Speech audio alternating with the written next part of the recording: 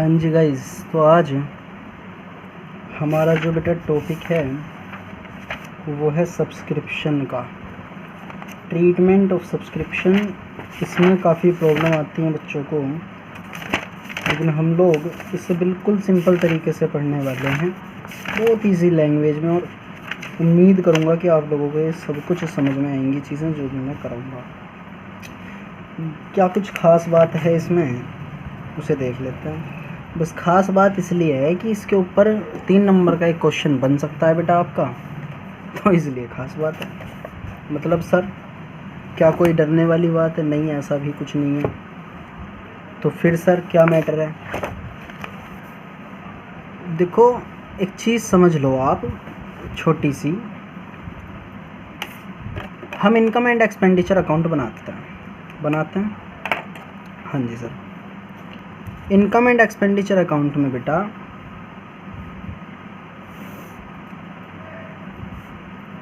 अगर मैं आपसे कहूँ कि आपको डाटा दे दिया जाए 3 सालों का, ठीक है,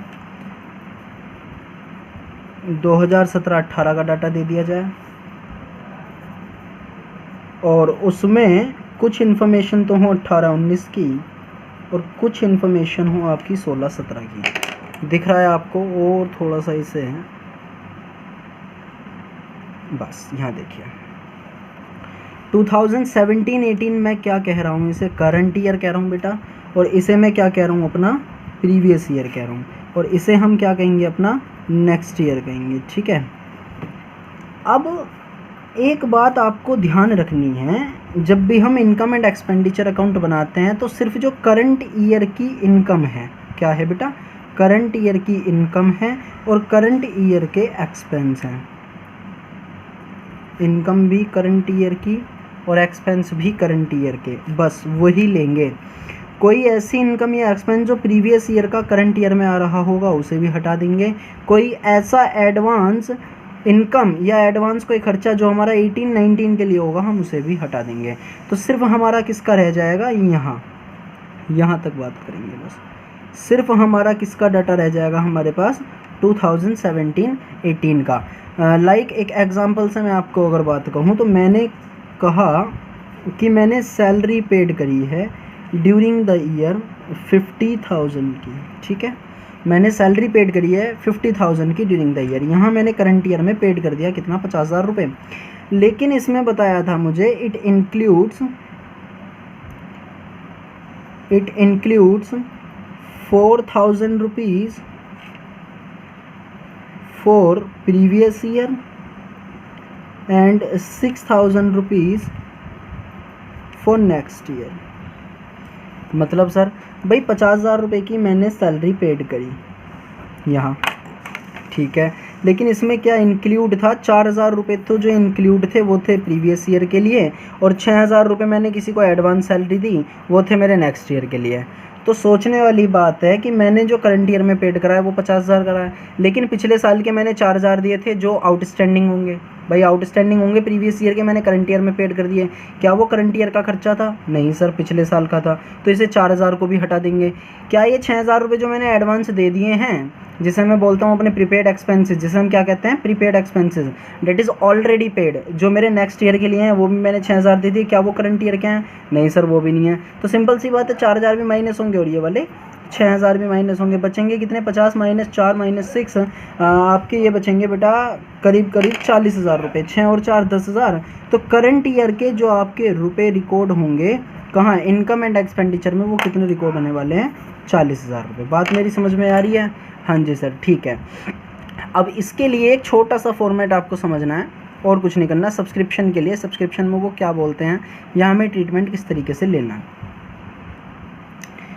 देखो सबसे पहले अगर मैं बात करूं तो हमारे पास चीज़ क्या आएगी कि subscription received during the year, ऐसा सब्सक्रिप्शन जो हमें ड्यूरिंग द ईयर मिला है, ठीक है, उसकी अमाउंट होगी हमारे पास क्वेश्चन में। उसके बाद में हमें बोलेगा कि आउटस्टैंडिंग सब्सक्रिप्शन है, आउटस्टैंडिंग सब्सक्रिप्शन है eight the end of current year, ठीक है, एक हमारे पास आउटस्टैंडिंग सब्सक्रिप्शन है eight the beginning of current year, ठीक है। एक हमारे पास प्रीपेड है, या इसे हम क्या कह सकते हैं, एडवांस, प्रीपेड या एडवांस कुछ भी कह सकते हैं हम इसे, eight the end of current year. और एक एडवांस या prepaid eight the beginning of current year. ये 4 पॉइंट बेटा हो सकते हैं बस मैक्सिमम। कितने पॉइंट हो सकते हैं सर, 4 पॉइंट हो सकते हैं बेटा बस, ये मैक्सिमम ये 4 पॉइंट हो सकते हैं आपके। Outstanding subscription at the end of the current year होगा, outstanding subscription at the beginning हो सकता है, या तो एंड होगा या बिगिनिंग होगा करंट ईयर में। एडवांस भी ऐसे ही एंड होगा या मैक्सिमम क्या हो सकता है, बस बिगिनिंग होगा। सर ये बात तो ठीक है, लेकिन समझ में नहीं आ रहा, एंड और बिगिनिंग समझ में नहीं आ रहा। उसके लिए आप चलते हैं दोबारा से इसी ग्राफ पर, देखते हैं जरा ये जो लाइन है ना, ये लाइन ही बस सब कुछ है, ये LOC समझो इसे। समझाने के लिए सबसे बढ़िया तरीका मानता हूँ मैं इसका। देखो आप ध्यान से सोचो, जो हमारा एक छोटा सा एग्जांपल और इस लाइन को समझेंगे बाद में, जरा यहाँ देख लो आप। ओपनिंग स्टॉक होता है, हाँ जी सर, वो लास्ट में जाकर के क्या बन जाता है सर, क्लोजिंग स्टॉक बन जाता है, ठीक है। अब जिस ईयर का, जिस फाइनेंशियल ईयर के लिए क्लोजिंग स्टॉक होगा, नेक्स्ट ईयर के लिए वो क्या बन जाएगा बेटा, ओपनिंग स्टॉक बन जाएगा, हाँ या नहीं। हाँ जी सर, ओपनिंग स्टॉक मेरे पास स्टार्टिंग में, जिसे हम क्या कहेंगे बिगिनिंग में, और उसी सेम करंट ईयर के लिए वो लास्ट में क्या बन जाएगा जाकर के आपका क्लोजिंग स्टॉक। अब क्लोजिंग स्टॉक वो करंट ईयर के लिए तो है, जबकि वो नेक्स्ट ईयर के लिए क्या बन जाएगा, नेक्स्ट ईयर के लिए क्या बन जाएगा, वो ओपनिंग स्टॉक बन जाएगा। तो बिल्कुल सीधी सी बात है, मैं यही समझाना चाह रहा हूँ आपको कि प्रीवियस ईयर का, ये करंट ईयर है, ये प्रीवियस ईयर है, ये नेक्स्ट ईयर है, प्रीवियस ईयर का जो एंड होगा बेटा, एंड ये होगा यहाँ पर, जबकि ये करंट ईयर के लिए क्या होगा, बिगिनिंग होगा। सर बिल्कुल सही बात है, करंट ईयर का एंड कहाँ पर होगा, ये होगा। नेक्स्ट ईयर का बिगिनिंग कहाँ पर होगा, ये वाला होगा। क्लियर है ना। तो करंट ईयर का एंड की वो बात यहाँ पर करते हैं। अब एंड में 2 चीज़ें हो सकती हैं, या तो आउटस्टैंडिंग हो सकता है सब्सक्रिप्शन, या एडवांस हो सकता है, ठीक है। और बिगिनिंग में भी करंट ईयर का बिगिनिंग ये, तो करंट ईयर के बिगिनिंग पर यहाँ पर भी बेटा 2 बातें हो सकती हैं, आउटस्टैंडिंग या एडवांस। भाई 2 से ज़्यादा तो पॉइंट हो ही नहीं सकते भाई, या तो हमें पेड करना बाकी है या हमें हमने पेड करा हुआ है। सैलरी की बात करें, सब्सक्रिप्शन की बात करें तो बीइंग एन इनकम, वो हमारी इनकम है, तो सब्सक्रिप्शन यहाँ तो मिलनी बाकी है। आउटस्टैंडिंग सब्सक्रिप्शन का मतलब क्या हुआ, मिलनी बाकी है, या एडवांस मतलब ये हमें पहले से मिल चुकी है। बिगिनिंग में भी ऐसी होगा कि बिगिनिंग में जी कुछ थी, मतलब प्रीवियस ईयर के एंड पर, और करंट ईयर के बिगिनिंग में। बिगिनिंग में क्या है जी, आउटस्टैंडिंग है, मतलब लास्ट ईयर जो थी वो आउटस्टैंडिंग मिलनी बाकी थी, वो करंट ईयर में मिली होगी।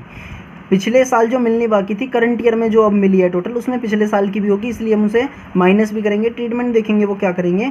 और एडवांस भी हो सकती है, एडवांस सब्सक्रिप्शन मतलब ये कि इसके लिए पहले ही मिल चुकी है, तो वो करंट ईयर की ही है। बात समझ में आ रही है मेरी, हाँ जी सर। अब चलते हैं ज़रा इस पर, ठीक है सर। प्लस माइनस क्या करना है ज़रा ये देखना, सुनो मेरी बात। अभी भूल जाओ तुम, बिगिनिंग वाले को भूल जाओ, बस अभी एंड वाला पकड़ो, यहाँ पर पकड़ो इसे, एंड वाले को यहाँ पर पकड़ो, अभी से एंड वाले को, बस आप बिगिनिंग वाले को छोड़ दो, यहाँ पर फोकस करो। 1 मिनट सर, कहाँ घुमा रहे हो आप आज, कहीं नहीं, बहुत आराम से समझ में आ जाएगा। ये सैलरी पेड आपने जो 50,000 करी थी, it includes 4,000 rupees previous year, next जो था 6,000 rupees for the next year, हटाए थे, ऐसे हम यहाँ करने वाले हैं। लेकिन अगर मैं आपको बोल दूँ यहाँ पर कि सैलरी आपकी 50,000 है, एक इलस्ट्रेशन या एक एग्जाम्पल और ले रहे हैं यहीं पर बेटा, सैलरी आपकी 50,000 रुपये है, और आउटस्टैंडिंग सैलरी आपकी 5,000 रुपये है। तो आप क्या करोगे, क्या आप मुझसे ये कहने वाले हो कि सर 5,000 रुपये में ये बताओ एंड क्या है या बिगिनिंग क्या है? ऐसा तो हमने आज तक नहीं पढ़ा, बस ये देखते थे कि आउटस्टैंडिंग सैलरी है 5,000 और सैलरी हमने अब तक की करी है 50,000, तो 5,000 प्लस कर दो आउटस्टैंडिंग है, और पे एंडल में दिखा दो अपना 55,000 रुपये।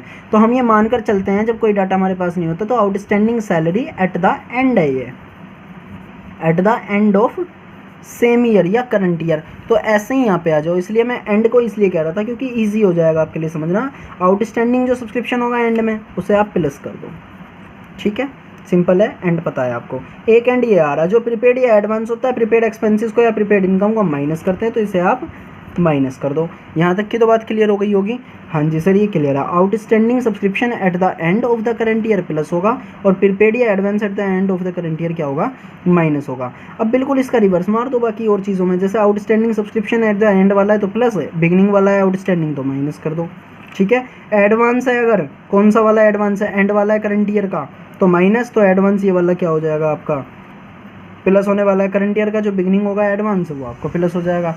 आंसर आ गया। और बाकी इसमें कहीं कुछ है ही नहीं बेटा, क्लियर है ये, उसमें कोई परेशान होने वाली बात नहीं है। हमने ऐसा करा क्यों, तो सिंपल सी बात ये है कि हम करंट ईयर की इनकम ही बस रिकॉर्ड करते हैं, जो प्रीवियस ईयर के लिए वो भी इसमें से हटा देंगे और जो नेक्स्ट ईयर के लिए वो भी इसमें से हटा देंगे। सर ये कहाँ से बात समझ में आ रही है कि ये प्रीवियस या करंट ईयर है? आओ जरा समझते हैं इस बात को भी।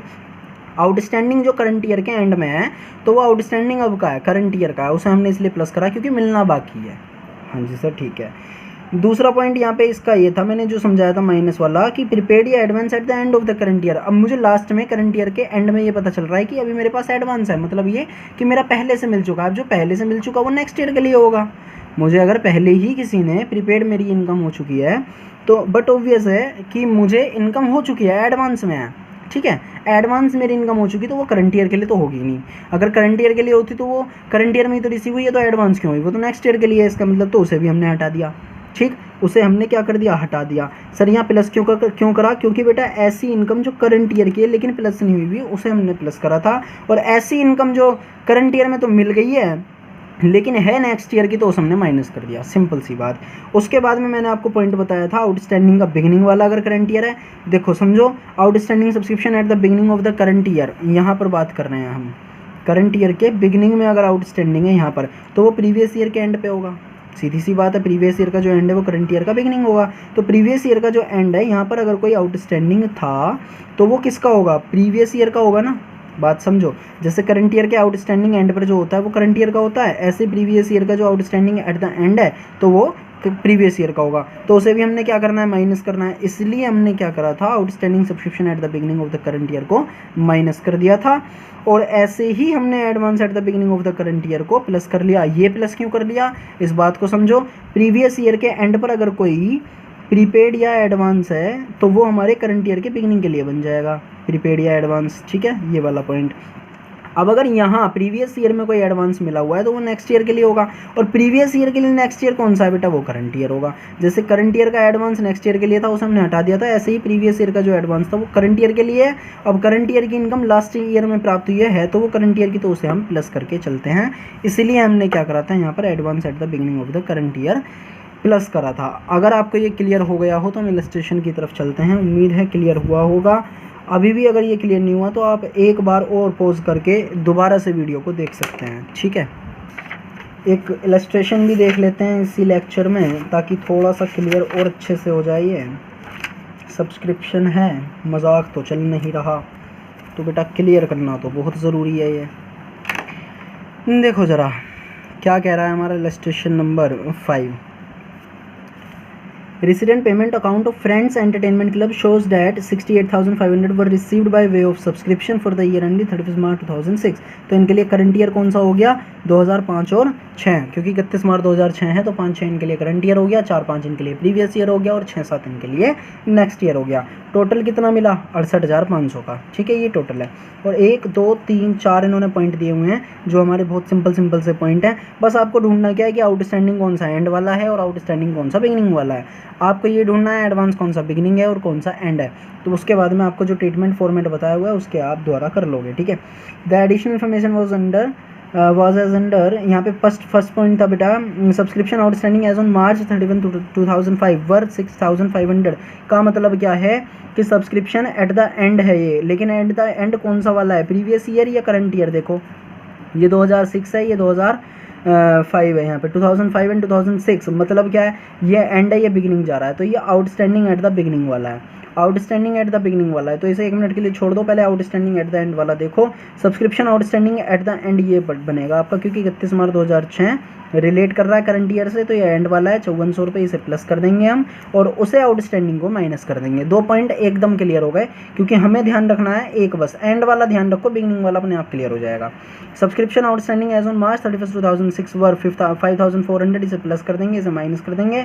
और एडवांस भी ढूंढ लो, ऐसी 2006 का है, एडवांस होता है हमारा माइनस, तो इसे माइनस कर देंगे और दूसरे वाले एडवांस को हम क्या कर देंगे, प्लस कर देंगे, जो हमारा बिगिनिंग वाला है। क्लियर। देखो जरा फॉर्मेट हमने कैसे बनाना है, ये मैंने क्वेश्चन करके रख लिया था ताकि वीडियो आपकी ज़्यादा लंबी ना हो, इसलिए बेटा आपको देखने में आसानी होगी। देखो ज़रा इसे, क्या कह रहा है ये क्वेश्चन आपका। अब इनकम एंड एक्सपेंडिचर अकाउंट में आपको ट्रीटमेंट इसी तरीके से करना है जैसे हमने करा हुआ है। समझ में आ रही है बात? Okay sir. अब सबसे पहले हमने क्या लिखा था इसमें, सब्सक्रिप्शन लिखा था, by subscription received during the year, कितना मिला है आपको 68,500 रुपये का, ठीक है। उसके बाद ऐड क्या करा हमने, आउटस्टैंडिंग एज ऑन मार्च 31 मार्च 2006, मतलब eight the end of the current year वाले को प्लस कर दिया यहाँ पे, और आउटस्टैंडिंग एट द बिगिनिंग वाले को हमने लेस मिलेगा यहाँ माइनस कर दिया, ठीक है। उसके बाद में एडवांस जो एंड वाला था, बिगिनिंग वाला था, उसे हमने प्लस कर दिया, और एडवांस एट द एंड वाला हमने क्या कर दिया बेटा, माइनस कर दिया। ये रहा आपका 2500 रुपये, और आंसर आ गया यहाँ पे 69,000 रुपीज़ का। आई होप आपको ये क्लियर हुआ होगा। अगर फिर भी कोई डाउट रहता है तो आप एज़ यूजुअल मेरे व्हाट्सअप अकाउंट पे जा सकते हो, नंबर डिस्क्रिप्शन से आपको मिल ही जाएगा। जो भी डाउट है बेटा आप मेरे को मैसेज करके क्लियर कर दो, या आप मुझे यहाँ भी कमेंट बॉक्स में कमेंट कर सकते हो यूट्यूब पे, मैं आपकी प्रॉब्लम सॉल्व करा दूँगा। ओके ठीक है जी सर, करते हैं ट्राई, लगे रहो बेटा, पढ़ते रहो। Okay bye bye, thank you.